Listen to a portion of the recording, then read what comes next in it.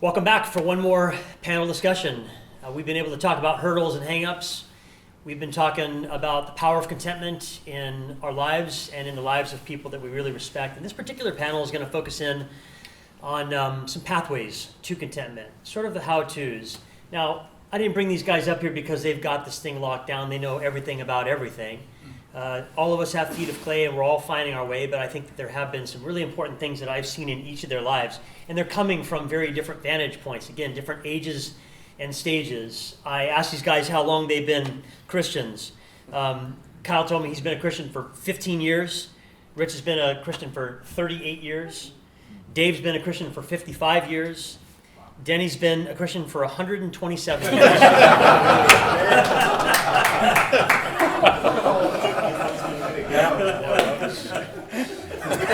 So they're coming at this thing from really great, unique perspectives.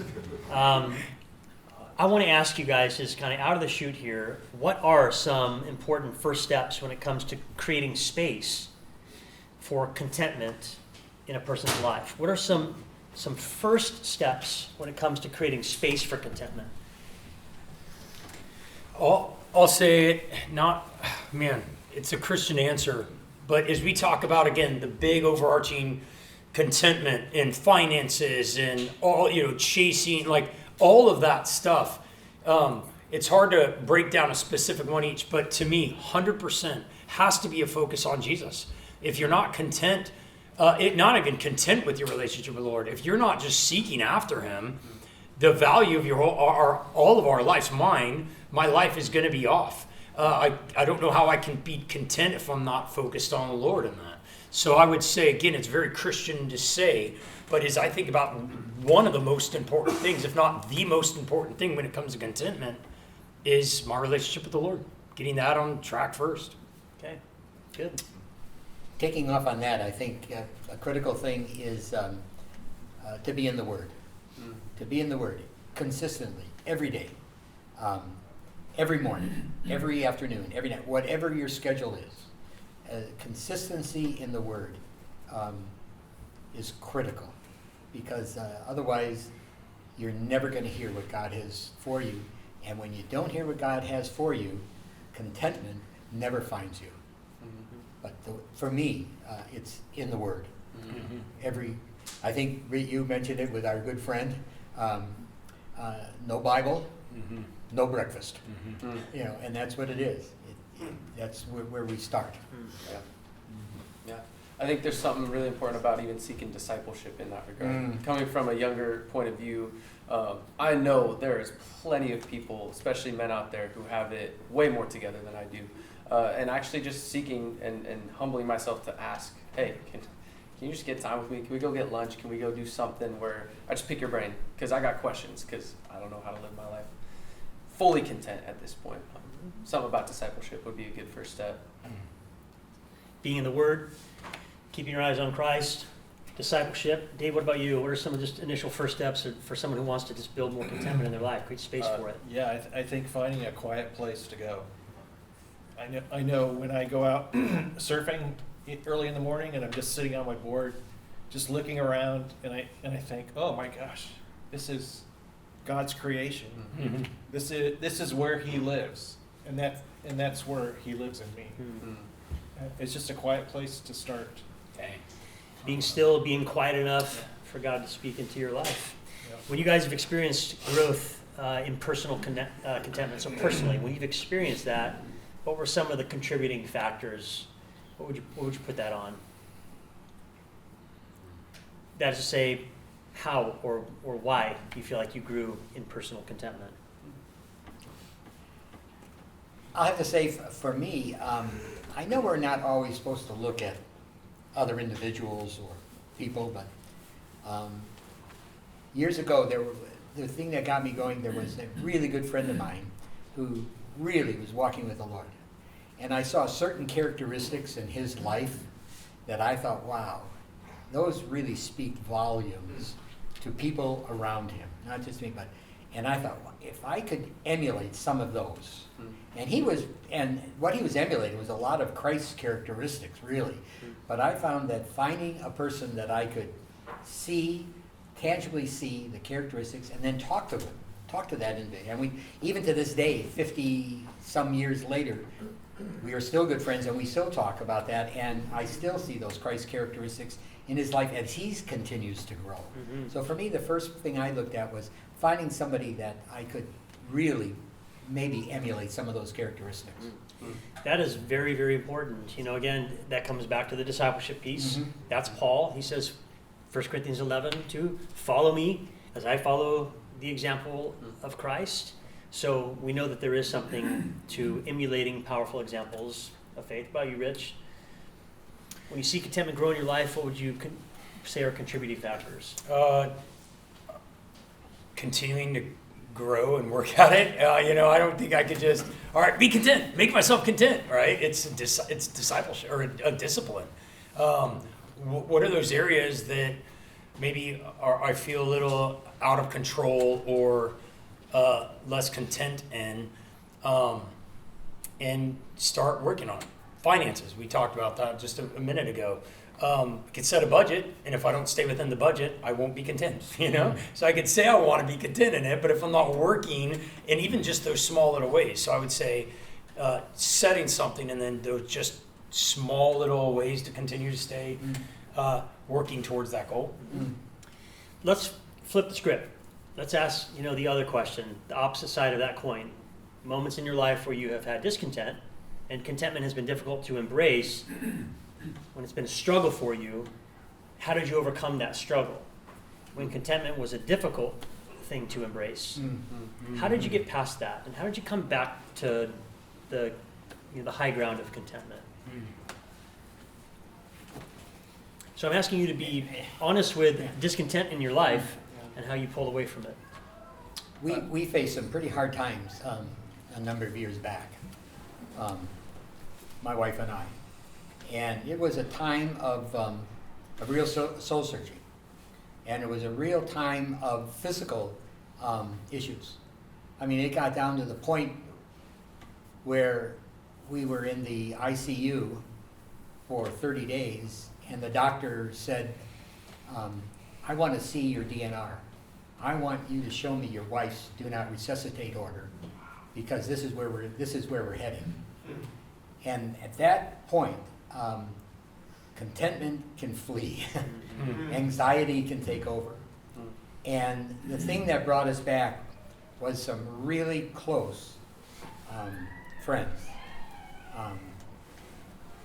really close friends that gathered around us and prayed with us and carried us and were with us. And to me, that's the joy of being in a Christian fellowship, is having those friends when those times come.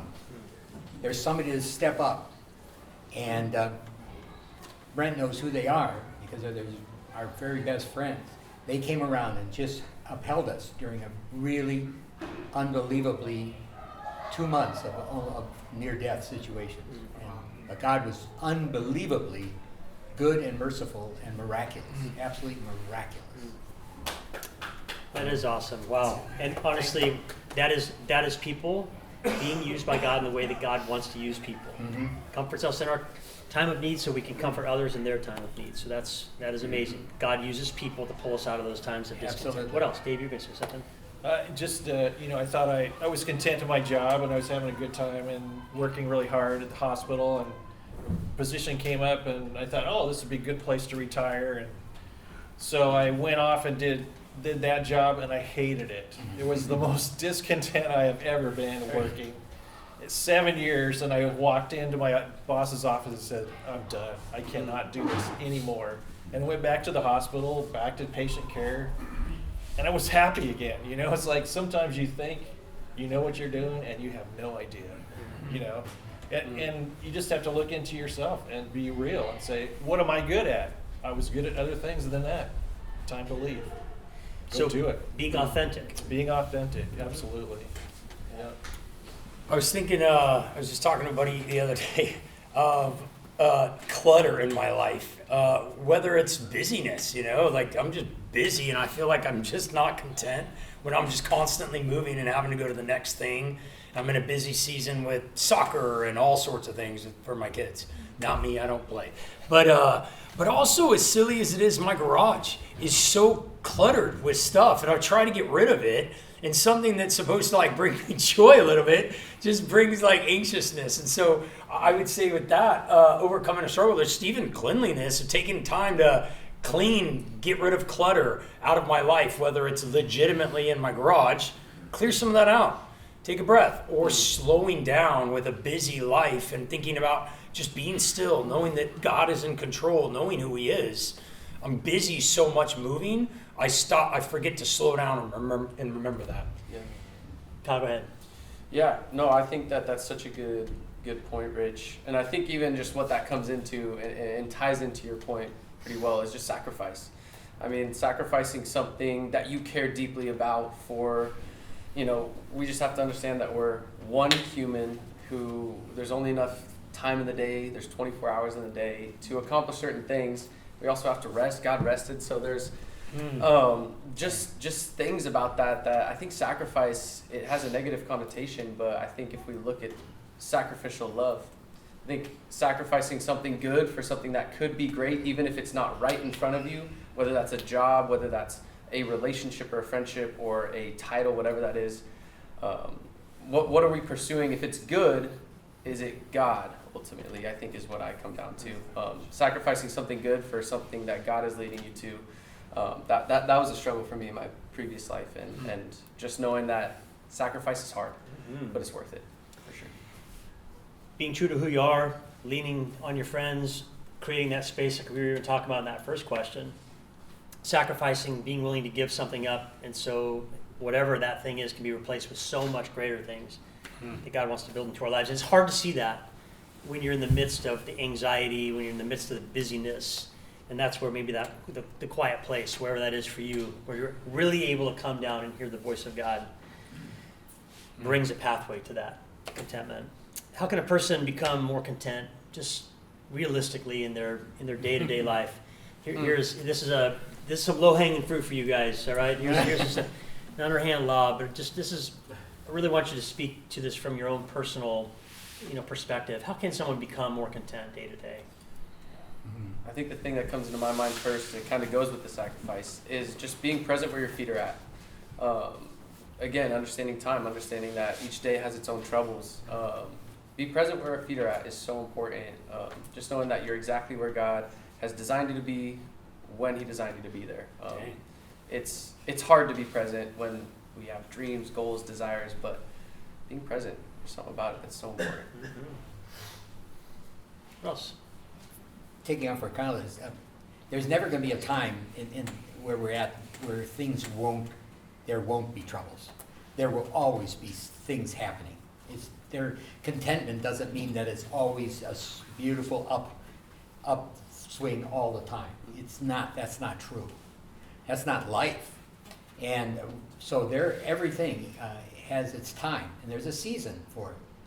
And I think what we just have to keep remembering, falling back, is that this is a point at which we can get through it, where God can get us through it, where our friends can get, to the point that we're going to build on what we've just gone through. When you go through those troubles, it will change who you are.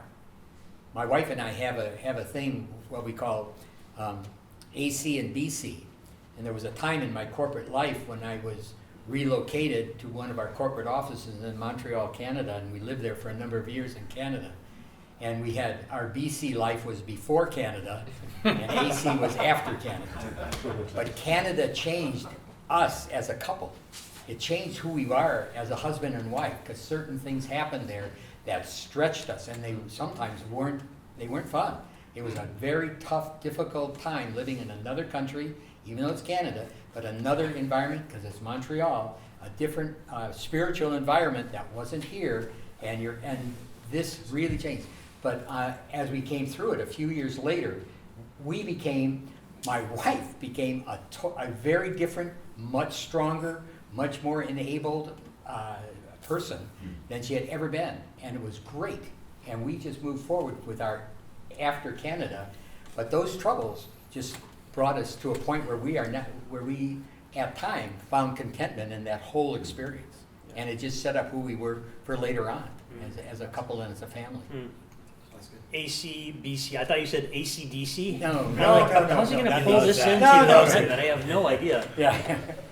Going through the hardships, going through the hard times, coming out of those things with your head up, knowing that God is going to use it for His good. Absolutely. That's great, Dennis. Thank you. What else? Day-to-day life. How do you build more contentment in? I think a lot of also remembering where you came from. You know, what experiences brought you to where you are, and using that experience to get a new perspective on how can I be content today. Not What- wasting those Yeah, experiences. what brought me here? Something did. I'm okay. I've got a roof over my head. I got food in my mouth. I'm okay. So what brought me here? Reflecting back. I think that is another important thing. Just you've got to look back and remember how good God has been, that He doesn't hang us out. Yeah. What about you guys? Oh, I think they said it pretty perfectly. Value, maybe what you value, slowing down, and like again, I already said slowing down. And so much of it keeps coming back to similar things. Focus on the Lord. What is your value? What do I value? Not what is your value. What do I value? There's plenty of times of like contentment is like I'm in and out of it. I wish that I could just stay fully content all the time with every aspect of everything. But I think that as I get off focus a little bit, what's going to get my mind back on the Lord? Eternal perspective. This isn't home. I think about that. I do think about that a lot. I really do. And I think that it reminds me of my value. What do I really value? Because the world is, we were talking on Instagram earlier, is just constantly putting it in front of you. This is what you should value. And you find yourself wanting that. But do you really want that? What is it that I truly value? So maybe just on the day-to-day, I mean, constantly waking up, going to the Word, praying, good perspective, but really thinking about an eternal perspective and what is my real value? Do I want those things to give me life? Do they give me life? They don't. Who does? What did I say there? It's fantastic. Brent, another Eldridge, John Eldridge, I think says it really cool. I sign his books in a all book. the time. I'm sure, right? But in one of his books, he writes, the world doesn't need men specifically, but he could change this to saying anyone. The world doesn't need people who just do what has to be done and fit a certain mold. And we as men and we as just humans, we got to seek after what makes us come alive. So instead of focusing in on what does the world need out of us, we got to focus on and flip that script into what actually makes us come alive and pursue what that is, because it's easy to fit a mold. But it's harder to seek after something we're passionate about and just put our nose to the grindstone and pursue it passionately, get it done. And I think that kind of goes along with being present where your feet are at, but also being passionate to just see something through and tenacious enough to make it happen. I'll throw just a little asterisk on this question because Dennis, you brought up, spouse, you brought up Barbara. And in our other panels, she's come up, you guys have brought up your wives. And you talk about just the importance of that teamwork and really, encouraging each other along. And that is something that God has given to married couples, is one another, to spur one another on in those really unique ways. Because when one person is lacking in contentment, kind of drags the other person into that same realm. So it takes that team. Right. Just speaking for a minute, just as married men, day-to-day life, building contentment into your marriage, into your family. Do you have some thoughts on that? Don't bug your wife. I have found that building contentment at home is a very practical thing for me. Because when I walk in the door, Barbara is the queen of the house. I am the king of the yard. And so I can she makes all the important decisions about the house and what we're going to do with the house and how we're going to do it. And I make all the important decisions like who's going to be able to join the United Nations and who should be next king of whatever, I think when you do that, when you find out the strengths of your spouse, I am to the point that she can do a lot of things. I've told her I could disappear off the face of the earth and she would do just fine. She's a very, very capable lady and with great strengths. And for me, the contentment for me is watching her do her thing and do it well. And I just enjoy it. And it, quite honestly, it makes life really easy and fun. And it's very joyful. For lack of contentment, marriages fall apart. Yeah, exactly. And Yeah. so, speaking into that, because that is day-to-day life for a lot of you who are here. How do you build contentment into that part of your day-to-day life?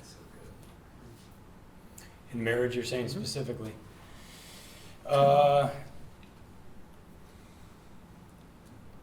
Making sure that I'm not, oh man, you and I just talked about this actually earlier today. And I think you put great biblical truth to it of Philippians 4 that says, whatever is true, whatever is honorable, whatever is noble, let's think on those things. And that gave me a good, like, when I think about my relationship with my wife, if we get into an argument, like I could just get in thinking about things that aren't true, things that aren't honorable and noble. I'm not thinking about who she is. I'm thinking about me at that point. How do I continue to see my marriage in just that beautiful light of how God sees it? A sinner married to a sinner, and together we're glorifying the Lord. And so if I think about all the things I don't have in my life, that's going to be my focus. That's not gratitude, but the opposite is true. When I think about what is things that are true and pure and holy, honorable, praiseworthy, I think the Lord is blessed in that. I know the Lord is blessed in that, and I think my marriage is blessed in that. So I stole that from you, obviously, from earlier conversation, but I didn't think about that until you even just said that right now, of like, that does bring contentment, I think, in my marriage. I think the reality is it is a day-to-day grind. It is day to day. You wake up and you just commit yourself to moving closer toward the contentment that God is calling us to. And there's bumps and there's bruises and there's zigs and zags along the way.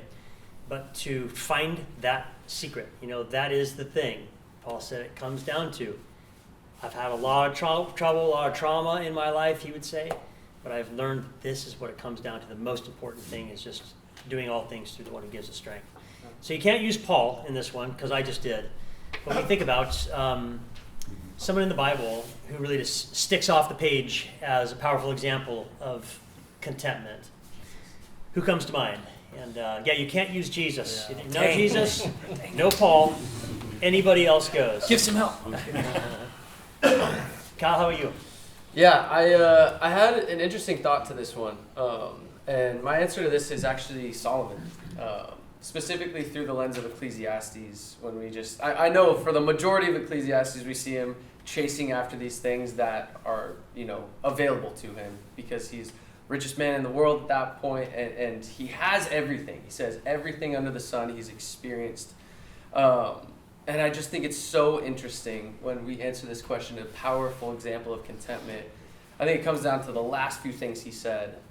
When, yes, vanity is vanity, but when he says, in the end, the whole duty of man is to fear God and to keep his commandments. He experienced everything that life had to offer, and he came down to two things, very simple things, and he practiced them until the day he died, and that was to fear God and to keep his commandments. And I think what an awesome way to live. I mean, if we're talking about how to be content, let's use him as an example. Is the way I think about it. Fear God, keep his commandments. And he learned to be content. Yeah. It wasn't easy for him in the beginning. Definitely.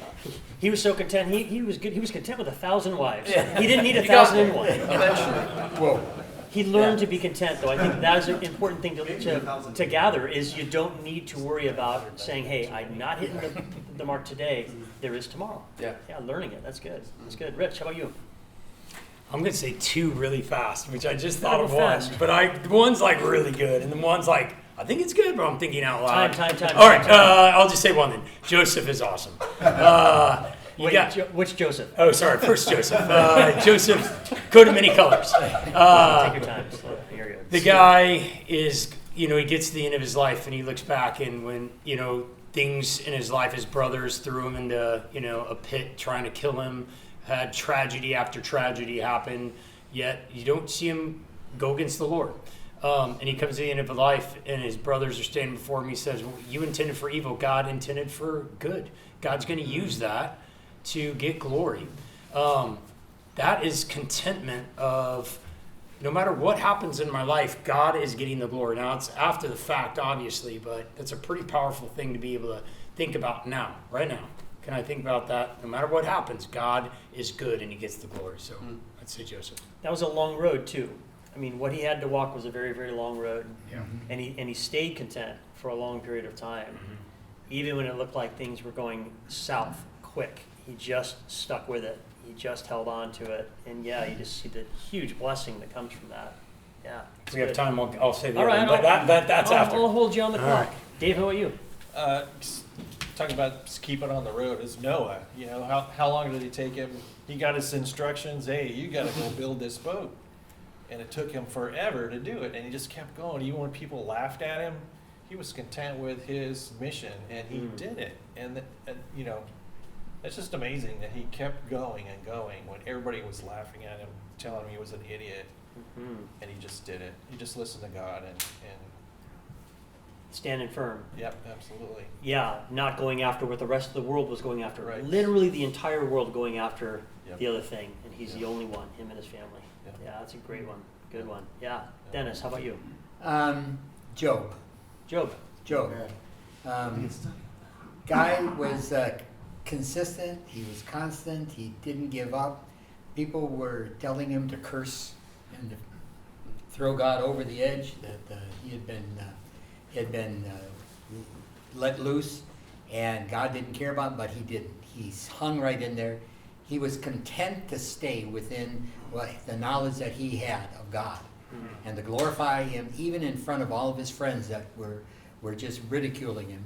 But he stood powerful, and he stood strong. And for me, that's a man. He went through a lot. Oh, Went through a lot. Yeah, in a previous panel, you were talking about that personally and what that does to you. Yeah. But you just wait on the Lord, and he holds you up. exactly. Yeah, that's great. How many of you guys want to hear Rich's second question? Everybody out there, a lot of hands. All right, You win. Here we go. All right. Rich young ruler. He walks up to Jesus and he says, good teacher, what must I do to get eternal life? Jesus says, sell everything, follow me. And I think about it, he was content in the wrong thing, right? He was content in money and wealth and all of those things. And I think I just wanted to say it here because that's a scary thing with contentment. We could have contentment in the wrong things as well. And so he walked away from Jesus because he was content on the wrong things. And that's what's scary. Is let's have contentment, just wanting the right thing. Yeah. That's A+? I like that. Yes. I didn't see that angle. Yes, I me didn't see neither. that. I just thought that. Yes. You know, a guy that comes to mind for me is John the Baptist. Very, very comfortable in his skin, comfortable in his role.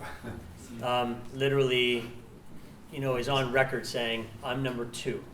I am good being the guy who's going to point people to the main guy. And did not complain. If he did, it's not written about. This was a guy who was willing to just be at the bottom of society, but did it with a big smile on his face because he knew who he was doing it for. So, guys, the pathway to contentment is as diverse as your life is. Everyone is different. There's not exactly a blueprint for it. We're all putting one foot in front of the next, and we're like beggars telling other beggars where to find food. But if you've got a story of how God has motivated you through pursuing contentment, or areas where you have shown yourself to be content and you've watched God show up and accomplish great things through your life, share it, because other people need to hear it, as we were talking about. Emulating others, learning from their experiences. That's why God's given us to each other. It's why he gave us his word, and that's why Paul was so keen on telling people, follow the example that I'm putting out there. Thanks, guys, for the time talking about this. Let's put our hands together. Thanks for